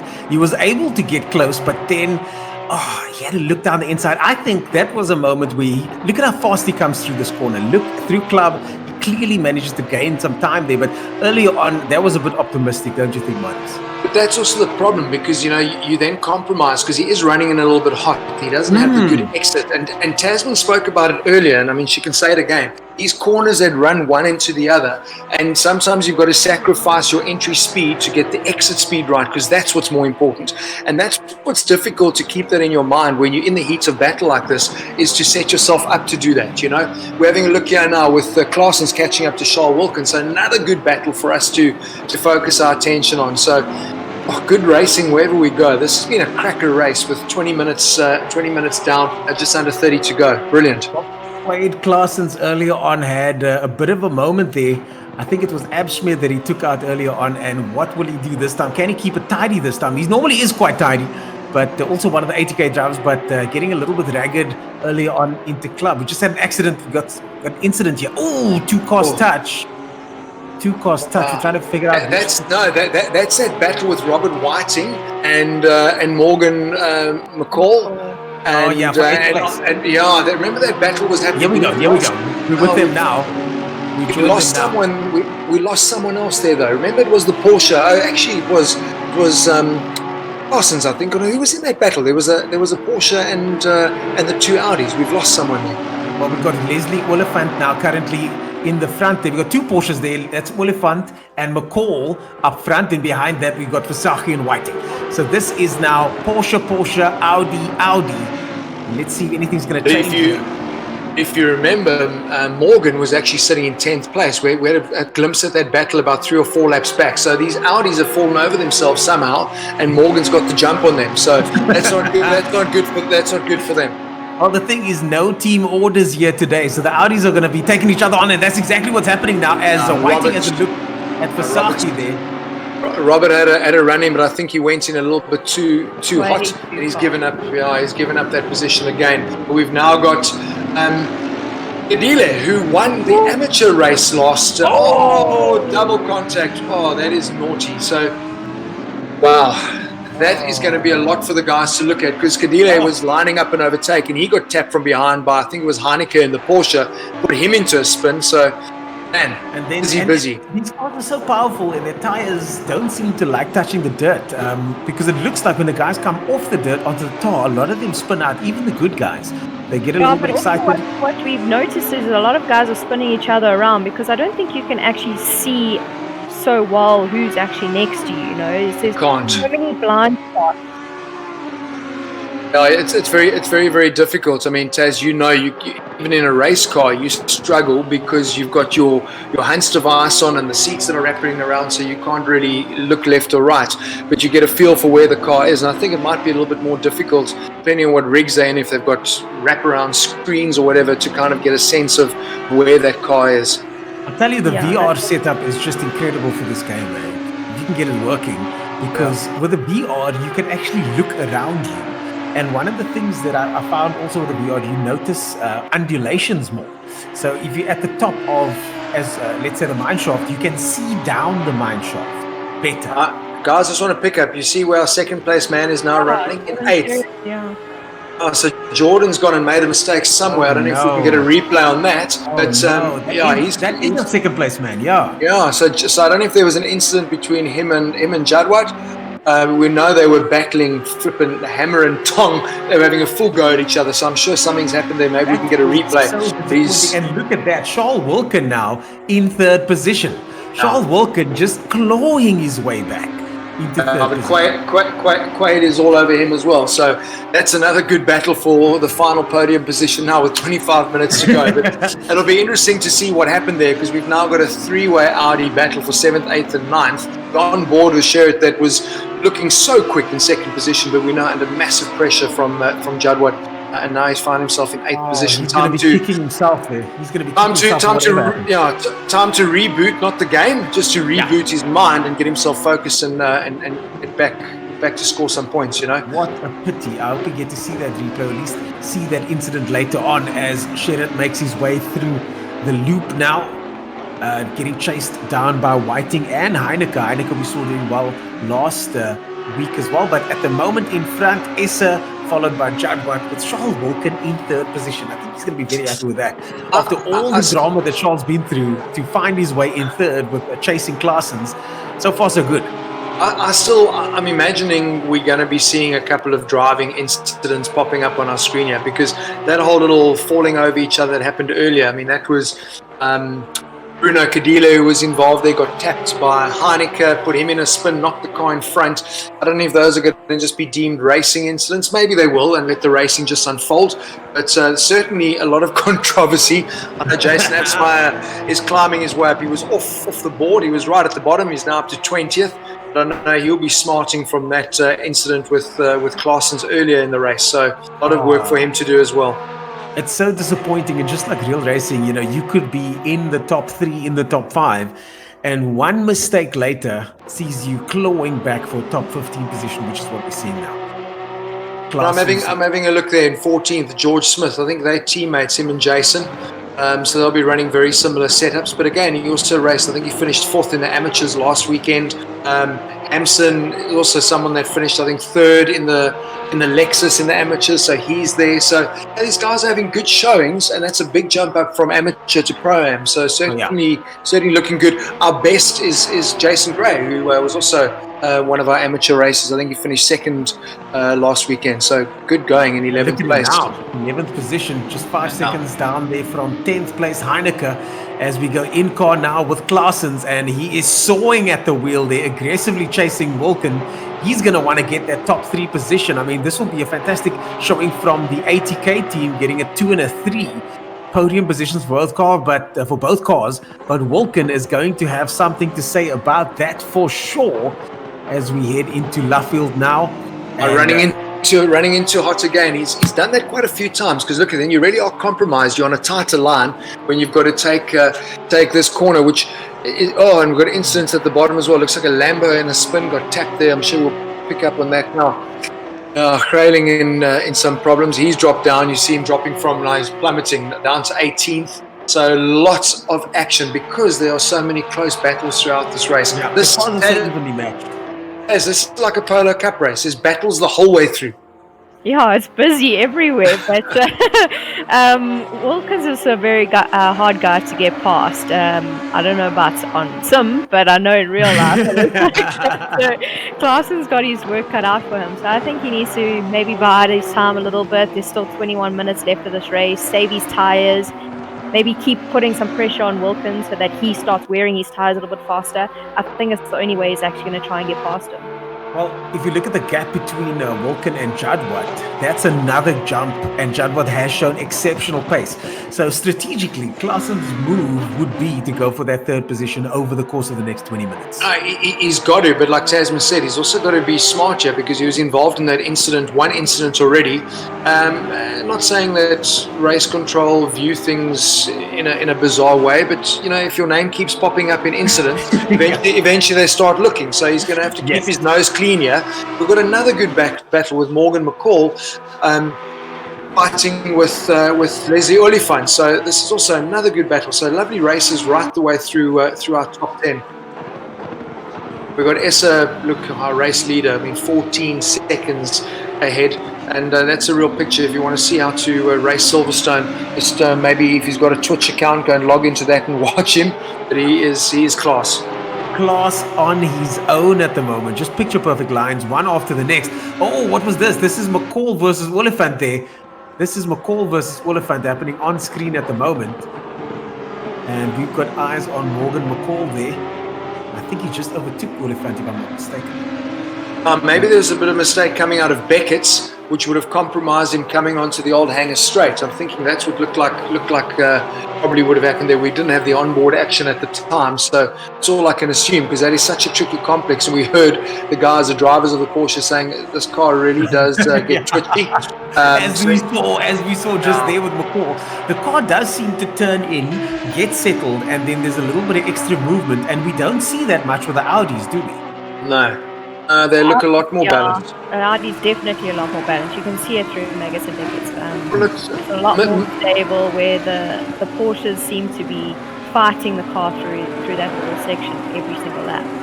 Well, I mean, that's just the layout, Taz, with a mid-engine all-wheel drive scenario, whereas Porsche's driving off the rear, engine over the rear. So you've got to get your setup right, eh? That axle is that engine is so far back over that axle. I still don't know how they managed to make that thing work, but somehow it does. And as we said, I think after the initial turn-in, there does seem to be a bit of a moment where the car needs to get settled again, and that can't be easy. A psychological trip up for the drivers. It can't be easy, because you're always wondering, is this car going to bite me? And if so, when is it going to do so? No, but I think at the end of the day, you choose a car that you can set up to be comfortable driving, and I think once you get a feel for it, that is why so many people go with the car in these games, because it is consistent in all conditions. So I think once you get your head around that, you change the setup, like we saw, where they're dialing a little bit more understeer into the car to make it rotate a little bit less. But one thing, whatever you do to the Porsche, it's bloody fast. Yeah, that's for sure. Back now down in 12th place, we see the first of the Ferraris chasing down Gray over there. And this Ferrari looking good in 12th position. But quite a far way down, though. But the car does look the part. Hopefully we'll see some more of them further up the field later on. And this Ferrari looking good. You're chasing down one of the Audis, the 4th Audi. Yeah, that's Jason Gray, who was our amateur 3rd place finisher last week, or 2nd place if I remember correctly. But I love this corner, left field onto the start finish straight. It is so critical, because I think you can really get it wrong and pay for it, because this is now that long section. If you get this lined up through the fast right-hander, and you've got the commitment to take cops with a little dab of the brake or a light lift, and then obviously through Maggots and Beckett's, which is world famous. Everyone knows this part of the circuit. And it's the one the drivers love, but also the one that the drivers hate, because it's so difficult to get right lap after lap. And we're asking them to do it for 50 minutes. And even in 11th place, just looking seamless through there. The car just flowing through there. But as you said, that first corner after Laffield, it's a right-hand sweep. But I've noticed on the Delta times, you can even lose time there if you don't line it up properly. It's so tricky. Yeah, through Woodcote. I mean, we've seen so many. If you go back to like historic races, so many battles being decided in that final little section of the circuit, where the guy gets on the power too early, especially in wet conditions, because you're fighting for traction. I love the circuit. I mean, like we raved about Kyalami with the contours and the undulations and following the land. Here's a racetrack built on an airfield, so you don't have that. What they've managed to do is just put together some linking corners that really do challenge a racing driver lap after lap. It's a great circuit, even with the addition that they did in 2010. It's awesome. It does seem to be that these guys aren't getting much time off. It doesn't matter where you are. You got to stay in the zone. You got to stay focused. Any mistake here, it's a big mistake. You're off the track. You're on the grass. It's going to take time to reset. We saw these cars don't like coming back onto the circuit either. So it's really a case of threading every single lap, one after the next, and making sure you finish strong. 16 minutes of racing left. Taz, is there no plans for W Series to race Silverstone? Because obviously there's no DTM, but I mean, any talk with you guys in terms of what's going to happen now? Because I know DTM in itself is a bit of a question mark now with Audi pulling out 2021. So you wonder what's going to happen with DTM. I mean, any word on how that's going to affect the W Series? Well, we're still waiting to hear. They've said absolutely nothing with regards to our championship or what we're going to be doing next year. because obviously everything's so up in the air with this COVID-19. And now I don't even know if DTM is going to exist next year. So what championship are we going to be involved in? It's really scary. I mean, I had a chat to Sheldon a while back, and I mean, he's busy having a chat to all the big contacts. So that was that Ferrari that we saw earlier that we were commented on that was doing so well. Another car just before we go on, another car that's gone missing and all the way down. Quade Claessens. We've lost Quade Claessens. I don't see him up front anymore. I'm not quite sure what he's done. But he's way down the field now, not even in the top 23 at the moment. But I remember we were saying that he needed to behave himself and not get himself into another incident, and now we don't see him. So I wonder what's happened there. He most certainly wasn't listening. Now with the call now in first place, qualifying in fourth. But have a look how impressive. I mean, I spoke to you guys last week. I've got to spend a bit of time with old Jason Absmeyer, and we with a TV show that I had called Speed Stars, and we had the final at Zwartkops as a proper live racing event in little polo cars, pouring with rain, and we had them running on a reverse grid with staggered starts based on time. And I promise you, he came through from like third last and ended up winning on the final lap. So this guy doesn't get flustered, and I think to be taken out so early on in the race and then to climb your way back up, sitting in 15th now, is a fucking good drive. So that's impressive, and with what's happening in front of him, he could find himself in the top 10. Well, he certainly... He needs to just keep climbing the ladder and get as many points as he can in this race. I think if he maintains consistency, definitely we're going to see a couple of changes happening now. The guys are going to start pushing harder almost by the 10-minute mark. And we saw in all the previous races, we've had action right up until the bell. So up until the flag drops. So we got Whiting now versus Versace over here in the two Audis, battling it out for 7th and 8th position. No time in it between them now, with Whiting all over the bumper of Versace as those Audis bounce and bob their way through. We don't need a crystal ball here, but I can see some nonsense going down with these guys because they've been involved. They've been bumper to bumper the entire race, and 13 minutes to go. There's going to be action. We've got Heineke closing in the back. So, oh man, I don't know about you, but I can see the red mist starting to settle now as we head into the last couple of minutes of racing. Oh no, come on, give them a chance. They've been so well behaved the entire race. It's great to see they're racing well, but the guy's going to want to go for a move here with a few minutes left. But that's what I love here. You're not seeing Audi versus Porsche where they've got different parts of the track where they're better. These are two identical cars, so in theory their benefits and their weaknesses are going to be the same on the same parts of the track. It comes down to setup, comes down to the driver, so this makes it even more difficult to do the move. Well, looking at yesterday's seedings, these guys were running almost identical times with a 157.939 for Versace, 954, sorry, for Versace, 954, and Whiting doing a 957. So their times were almost identical yesterday. We're going to see some close racing now as Whiting has a bit of a look there down the outside. Versace goes defensive. And here we go now. I think now's that this is where they're going to try and make moves here. And so evenly matched are these cars, though. I mean, this is not a bizarre, but really not an ideal situation for the chasing driver here because the pace is almost identical at the moment. That's cool, though, in this situation because it gives you a good opportunity to have a good look at the car in front of you, try and figure out and try and group him into a move like you saw Arno Versace went offensive early there, and unfortunately Robert kind of followed him in on that line instead of maybe braking a little bit earlier and trying to turn in tighter and get some better drive out the corner. So this is what you've got to start doing now as a driver, looking for places to make the move. Robert goes down the inside there, but now they come on the straight. This is the straight going towards Stowe. What's going to happen now? He's got him here. You saw better line, better drive. If he doesn't get him through Stowe, staying on the inside. Yeah, but remember, there's a lot of ways. You can go around the outside here, and that's going to put you on the inside when you head into the next set of corners, which is Vale. So yeah, he's got an opportunity for Vale. Heavy braking, always a good overtake spot. Here it is. Oh, let's see. There it is. That's the move. That's the move right there. Undercut. Oh, look at that. Oh, Heineke comes to have a look now. Heineke joins the party, and Heineke, nobody saw that coming. Heineke suddenly in the mix now, and Whiting has to go defensive there. He did not expect that. And I'm I'm a little bit puzzled by what happened there because Robert did everything right and then he just didn't set up the next part of the corner into Luffield. It just was a bit strange. It was a bit strange I there, don't think he unfortunately. noticed how close the Porsche was behind him, though, to be fair. But did you guys notice there going into that section there? I think the Porsches are very fast. We saw Jadwa doing this. Oh, he's made a mistake. Robert's made a big mistake. Ran onto the grass. There's no grip on that fake Astra. That is what that other color is there. No grip when you try and get traction down. So going for a move for 7th place has dropped him now down to 9th position. What a pity. Heineke's made a mistake. Heineke's made a mistake too. And what's going on? The guys are cracking under the pressure here as we make our way into the last 10 minutes. That's what happened. It's 10 minutes to go, remember? Last time it was the 10 minutes. Wasn't that exactly 10 minutes now? Wasn't that exactly 10 minutes on the dot and everything just went crazy?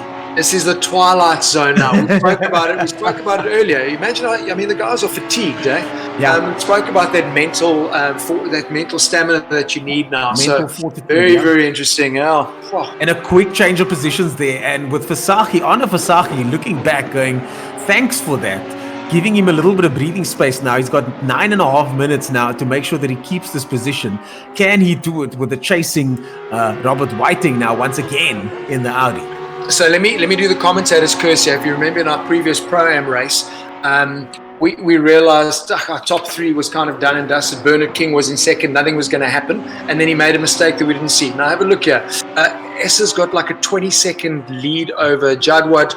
Wilkins is a further 6 seconds behind that. So that's how our top 3 should finish. There's no pressure, but hey, 8 minutes to go, anything can happen, and usually does. Anything can happen, and in the words of Murray Walker, it usually does. Yeah, let's have a look. We've got some replays coming our way. We love replays because we obviously there's so much action on the track we sometimes miss it. So let's have a look at our replay. Yeah, for sure. Out earlier on in the race, he was in second place. If I'm not Second mistaken. place, yeah. Coming under pressure from Jadwat at this point. Remember, they were having a good ding-dong battle. Let's have a look. Let's have a look what they can do. So far, so good. Nothing to see here. It's taking a great line. I mean, that's what you spoke about to Woodcote. It doesn't look like a corner. It's a fast swoop. You've got to get it right. Touches the car. It cops. Jadwat has to take evasive action there, and he spins it all the way down, and that's all she wrote. And just as we were saying, the Audis are good on over the bumps, but last week, didn't we see that as well? As soon as one of the Audis took a little bit too much curve, it's almost as if that rear suspension bottoms out, shoots the car up, and then the car bounces into a big oversteer moment like that. But let's be honest, you do not want to touch curb at cops like that. You know what I mean? It's like such a committed, show me how big your brass ones are going through there. And you unsettle a car like that, it's going to be so difficult to keep it together. He just took too much curb. So at least thanks for that replay. Now we know what happened. Because that was obviously very disappointing for him. But he's worked his way back up to 6th place, so bounce back from that. Actually, he could be up for a top 5, yeah. Oh, this is good driving. He had pace, Remember what we said earlier, Taz, that we know the Porsches are going to struggle with tyre wear later on in the race, and maybe that's what's happening now. The Audis are coming on strong. There is only Porsches ahead of him, so it's chance top 3 is possible. Let's see, he comes now, Sharat, in the number 634 Audi, and as you said, that corner is full commitment, full compression on that suspension, and just a little bit too much curb on the exit there as he goes through. Now Abbey once again into the curves now and looking and hunting down McCall. Yeah, there's opportunity here. Yes, you can have through the arena section. Look at the different lines. So you can go out wider and then have a better turn in to get better drive out of this part of the corner, because this takes you onto another build up to a bit of a straight and then into what is another critical opportunity to overtake. So I love that new arena section. There's so many different ways to approach it. Morgan McCall now right in front there. The Audi having a little bit of a look there, just glancing. He's playing games. Yeah, he's playing games. Mirrors a little bit. He's playing games. I love it. Does it work? Does it work? It definitely works. If you see someone moving around all the time, you're constantly watching your mirror, just in case they're going to make a move up the inside that you missed. So when you're watching someone else, you're not really watching what you're doing. So can you on the simulator flip your mirrors in? Yeah, no. You can put some duct tape over it, like everyone does with the actual race car. Oh, it's about like in Polo Cup, we never used to do that. I mean, I remember the first Polo Cup race I did. I mean, I didn't finish a lap, and both my side mirrors were in. It's like, Oh, but that goes way off at the start, so that's normal. and all you can hear, it's like the buzzing like mosquitoes. You know the car's there, but you don't know is it left or is it right, because it's not in your rearview mirror, so it's on one side of you. That's a good battle. Ooh, he goes down the outside, looks around the outside. They touch side by Gonna side. lean on him. Lean on him. He has an opportunity. McCall then forces his way through. And back markers up ahead, so we're going to expect some action here. Now he's got to be clever. Stay tight here, and then get a good drive out through left field. Look at that, he's got better drive. Look at him coming on the power. He's got it. He's run wide. That's the move done. Great driving. Well done. Oh, fantastic stuff there. That's a move done. Brilliant driving. That is a driver that didn't get caught up in what the driver in front of him was doing. He braked earlier, kept the car turned in well. Fantastic racing. Well done, Jordan. Well, I think he knows that his car has a little bit more traction than the Porsches at the moment, especially with their tyres wearing off. And this is his opportunity, surely. Taz, it's easy to get caught up in what the guy in front of you is doing. So, you end up brake watching. So he brakes a bit late and you end up doing the same thing instead of not worrying about it and sticking to your line. But he set that up perfectly. Yeah, no, it was a good move. As we see Leslie Oliphant flashing one of the cars ahead, one of the back markers ahead. Oliphant trying to get away now at the charging Shirat coming up behind Oliphant. And once again, guys, we've got a battle. Bentley, I think. We've got a battle one for of the Bentley place. back markers. I check him getting on a power slide coming out of that corner as well was Leslie. Oh man, this is going to be another grandstand finish. I love Jordan. He cuts that line so close to that to the curb, coming through the barrier, through that sweep. It's so good to watch. Apparently, we've got some action replay further back. Is this Jason? Oh, good move, Jason. Well done. Bit of a touch there. Back on with Leslie Oliphant, and now he's got a Bentley back marker behind him, but just behind that is the hard charging Jordan Shirat. He's done the move already. Look at that. That's commitment coming out of there. Maybe he would have loved to have got a bit of a toe down the straight before going into Stowe, but he's got the move done already. Great. Jordan surely has his eyes set on Oliphant now with 3 minutes and 20 seconds to go. How does this racing always deliver like this in the last couple of minutes? I'm loving this. This is round 2, and I can't wait. We've got 12 races, so I've got a lot more to look forward to. Fantastic. Lots of action now, and definitely the gap getting smaller now. 0.8 of a second at the moment. We're going to cross the line shortly and see if that gap shifts.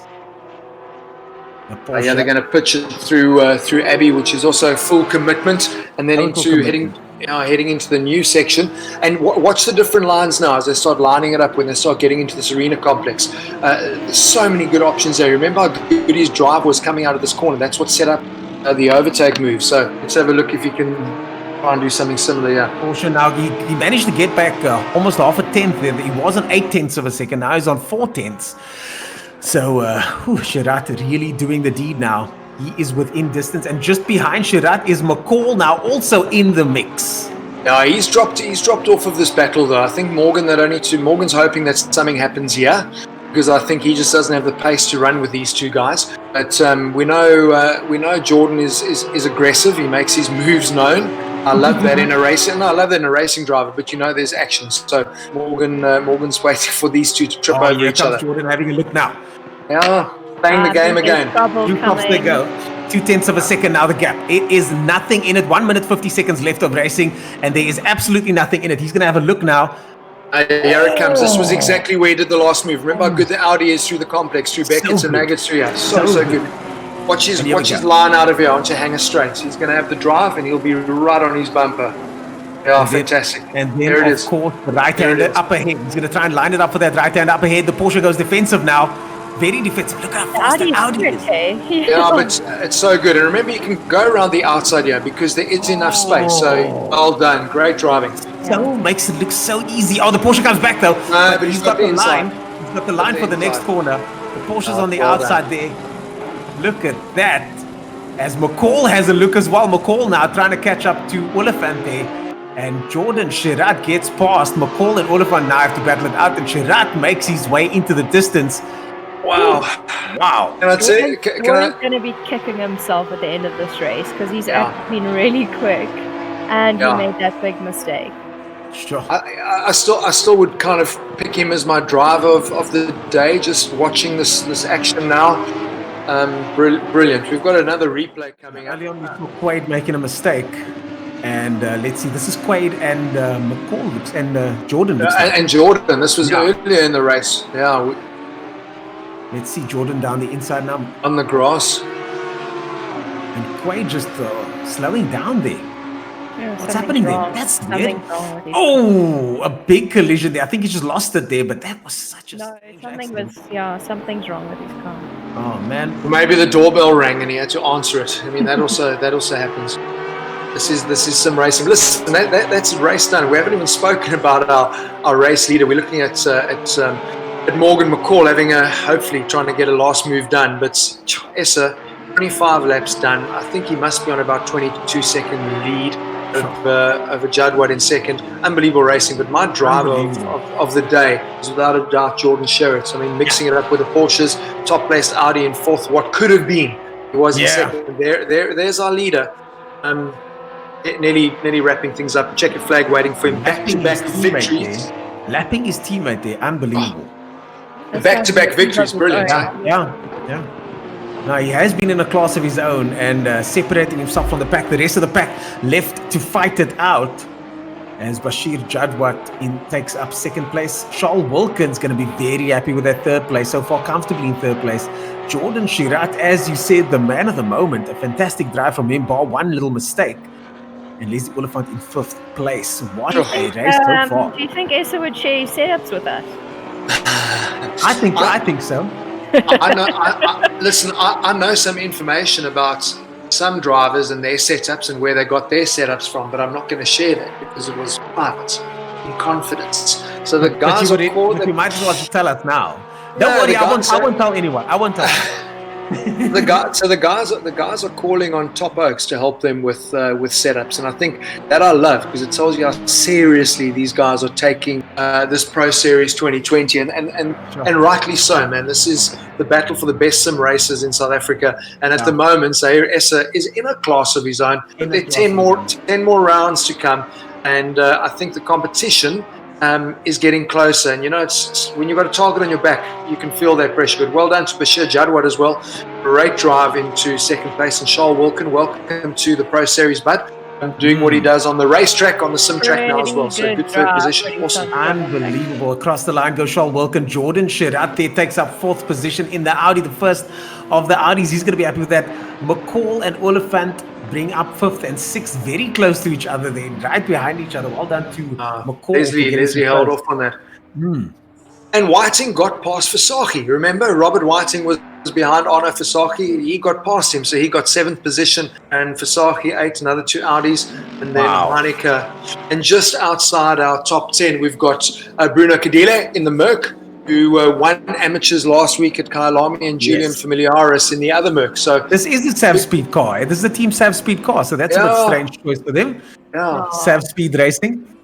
Well, folks, that is it for this session. We'll be back after the break with the results of what was another sensational setup of a race. Unbelievable stuff. So exciting to watch, but we'll be right back after this break. Let me into my zone.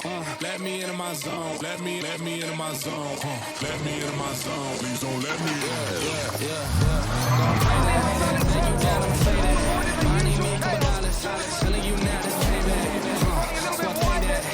So now we're saving. I've been going to the top and I got what they not, so I know that they hate that.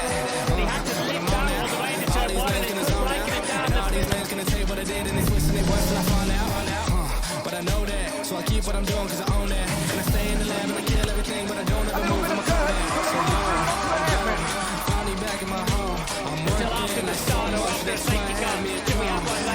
It's my phone now, just leave it there. All in can't beat me up cause I'm back in my zone now. Having a great strap, an almost banging wheel.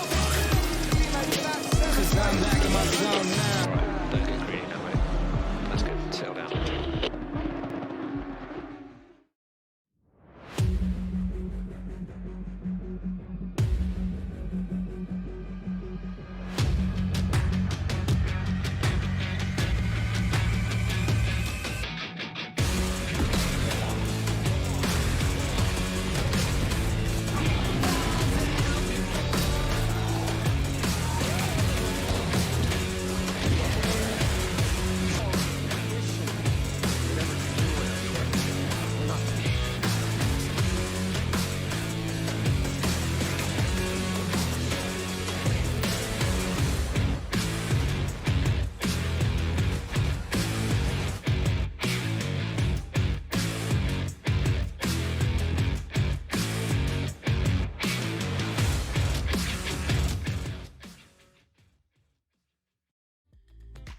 Well, there you have it, the end of the pro race. And starting from the bottom there, Charles Wilkin, the real pro driver, has got experience in almost all forms of motorsport.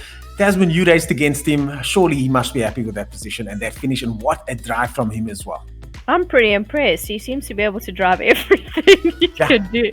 So I know how difficult it is to the sim racing, and Charles already right up there in his first race. So I think it's a good finish. And but yeah, so he is. Be funny if it isn't Charles Wilkin, the racing driver. Yeah, maybe maybe there's another Charles Wilkin over there. Certainly fast in anything, and it's not easy to make the jump. Not for everybody, but certainly for him, it has been, at least on the surface of it. He's able to mix it up with the big boys in second place, running as high as second place earlier on. But the man that made it to second place in the end, Bashir Jadwat, again, the hard charging Bashir. It does look like he's a bit better when chasing other guys down. He put the pressure on properly on Jordan, and obviously forced Jordan into a mistake and took that position that he was waiting for. He looked good. I know you were raving about him last week, and he was involved in some stuff, but he looked really, really good and consistent today. So flipping good result for him. But Zaire, I mean, I ran to go and sort out my dog, sorry, but I picked up on how calm Zaire was in the formation lap, chatting to you guys, which was just unbelievable. So this guy is the real deal. Amazing. He is the real deal. And as I said earlier on, I mean, I've seen the guys do it at Bathurst. I've seen the Aussie V8 guys do it. And I've always wondered, like, geez, man, how do you... I wouldn't want to do that. You know what I mean? In the moment before the big moment, all of a sudden I've got to have a conversation with some guy in the commentary tower. But wow, just well done from Essa. We've got another driver in the booth with us here. Bashir Jadwat, our second place man. Well done on yet another hard charge. Bashir, how was that? 50 minutes of racing. Thanks, guys. That was an epic race. I really enjoyed that battle with both Charles Wilkin and Jordan Chirac there. It was a great battle. I didn't have anything for Zahir, unfortunately, so yeah, I just had to settle for second. But Bashir, if I can just jump in quickly, Marius Roberts here. Great race, great racing, fantastic track. Just talk us, as the Porsche start losing some grip and traction towards the end, does it go through its tires? Because we saw the Audis finishing really, really strong. Yeah, I was struggling. Well, I'm quite new to the car, so for me, every race is a learning experience. So I did notice in practice that the tires tend to die by about 25 minutes into the race. So I had to take it a bit easy at the start, but then again, you can't take it easy when you're charging with people like the likes of which we have here. But yes, to answer your question, the cars do, the Porsche does eat its tires, the fronts especially for me. Sure. And yeah, it's a balancing act to push as hard as you can, but still try not to overwork them. And it's just amazing racing to watch. Seriously, you guys are putting on a fantastic show. It's only round 2, and I know everyone's talking about Zahir, but I think you guys, there's a target on his back, and I think you guys are getting quicker and quicker and quicker every single race. So I'm expecting some big battles to come round 3 and 4. I hope we can give you that battle, but unfortunately, I think he's just in another league. I mean, that guy is awesome. There's nothing else to say besides I've got massive respect for him. Shall we put some success ballast on his car for next round? Maybe 200 kilograms. I'm voting for a reverse grid, guys. Yeah, I'm hoping for reverse grid. I don't want to hear you talk like that, Bashir. I want to hear you say that you're going to beat this guy.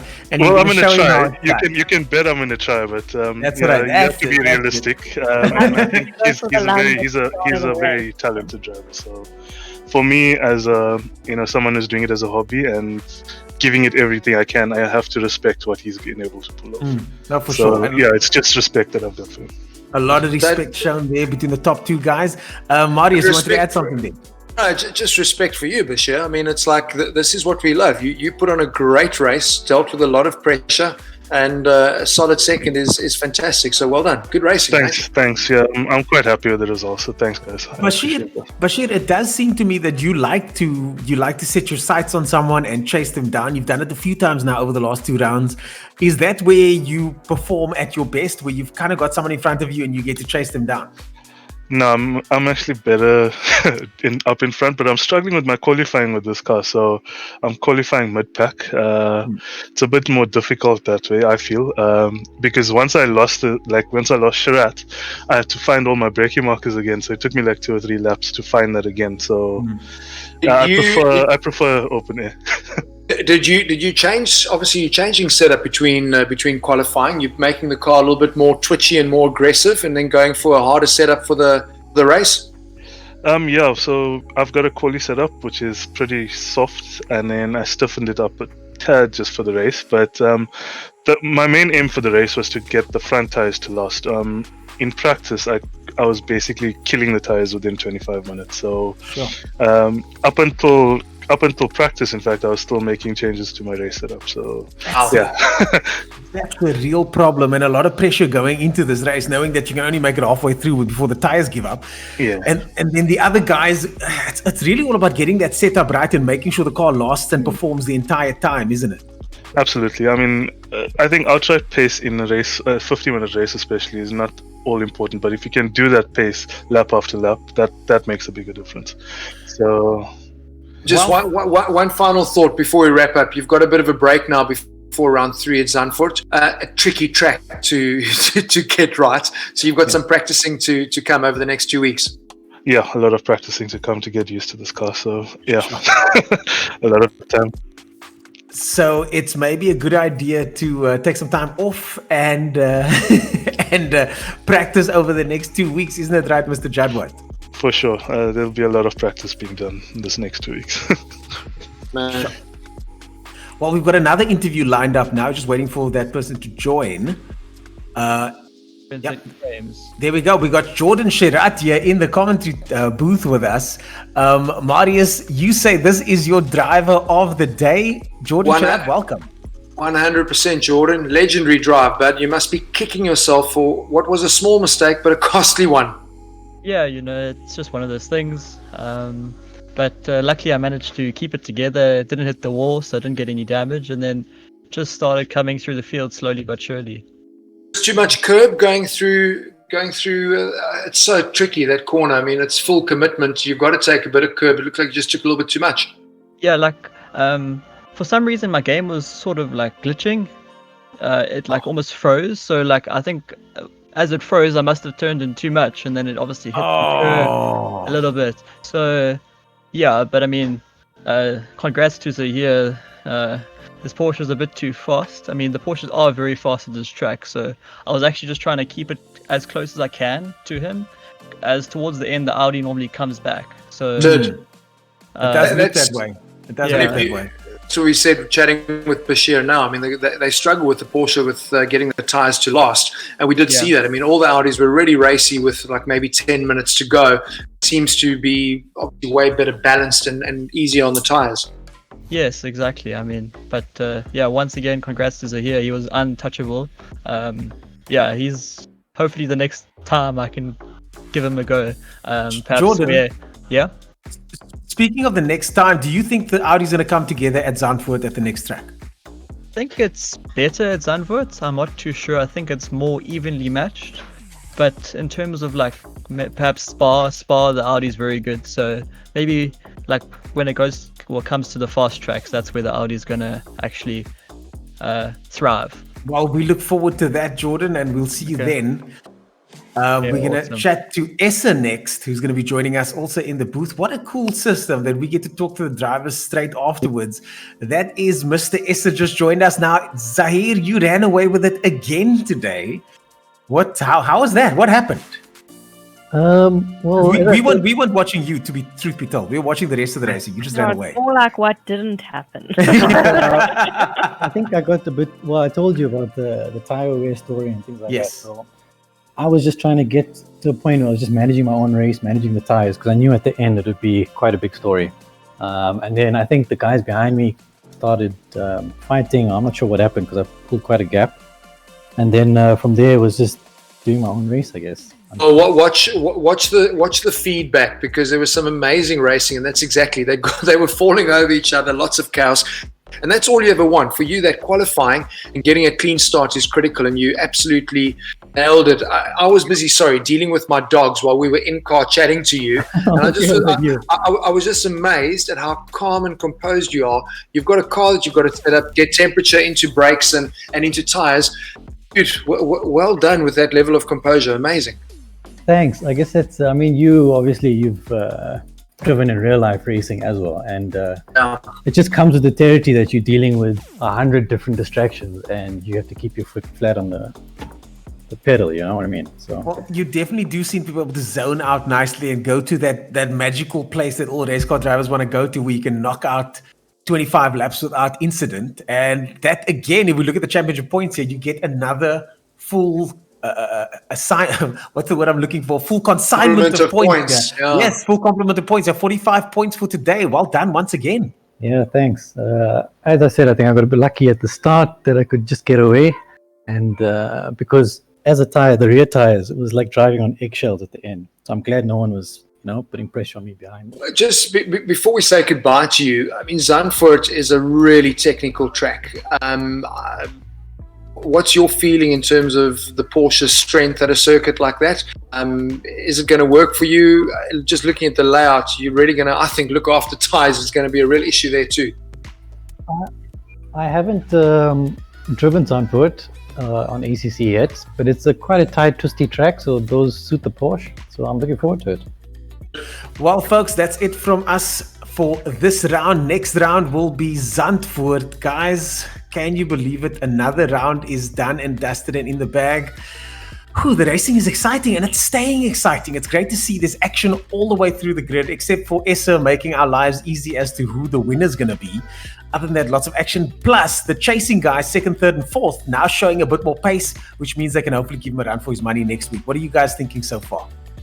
Well, I'm hoping the Audi is going to be a little bit quicker at Zandvoort, but I kind of think that the Porsche may just be the top of the standings again, because it is a really twisty track, and I think they have the upper hand at the moment. But yeah, let's hope for some other manufacturers to come and get involved and cause some chaos at the front of the pack. Indeed. Marius. The bit that's exciting for me is that I think it's a circuit, like we heard now with Zia. The guys haven't spent much time on Zandvoort. So I think the guys are going to be frantically working over the next 2 weeks to find their perfect setup. Circuits like Kyalami, Silverstone on a set of course, the guys have all played. They know it well. They've got their setups done. I think that'll be interesting. I think we'll see a couple of mix-ups like we did going into that seeding round for this event. I think we'll see some names that won't be there that we might be surprised by. Certainly looking forward to it. What an amazing race today. Seriously, the guys put on a great show. Applause to the drivers. Brilliant. Well, that's it, folks, from the Pro Series for this week, brought to you by Assetto Corsa Competizione, Kyalami 9 Hour and Motorsport South Africa. I'm joined in the tower here by Marius Roberts, Tasman Pepper, and of course, Jonathan, our technical consultant.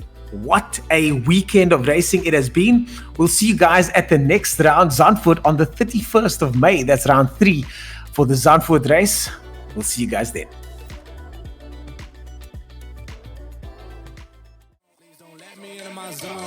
Let me into my zone. Let me into my zone. Let me into my zone. Please don't let me in. Take you down, I'm faded. I need me a couple dollars. Telling you now this payback. So I take that. Ask him now what's sage at. I've been going to the top and I got what they not, so I know that they hate that. But I'm on that. All these lanes gonna zone out. And all these lanes gonna tell you what I did and they twist and they bust till I fall out. But I know that, so I keep what I'm doing cause I own that. And I stay in the lab and I kill everything, but I don't ever move from a corner. So finally back in my home. I'm working and I so much, that's why I had me a call. Hands to my soul, now just leave it there, that's home. All in, can't beat me up cause I'm back in my zone now. Having a great strap, and almost bagging wheels. Cause I'm back in my zone now. Don't get greedy now, mate. Let's get settled down.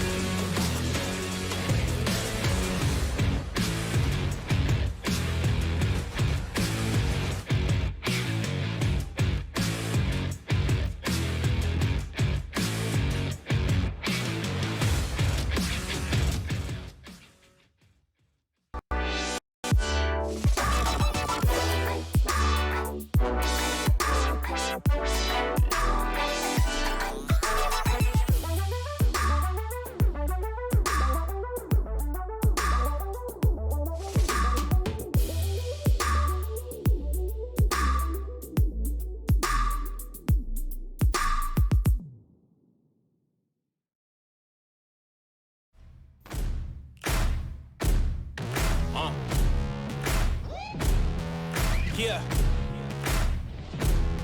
Siege. Riley. Taz. Yeah. Set me free and give me death, there ain't no other choices. When I lay down and go to sleep, I keep on hearing voices. Little whispers in my head, man, is you fake or loyal? Find no water, death is sign, baby, pick your poison. These little demons living underneath my bed, creeping.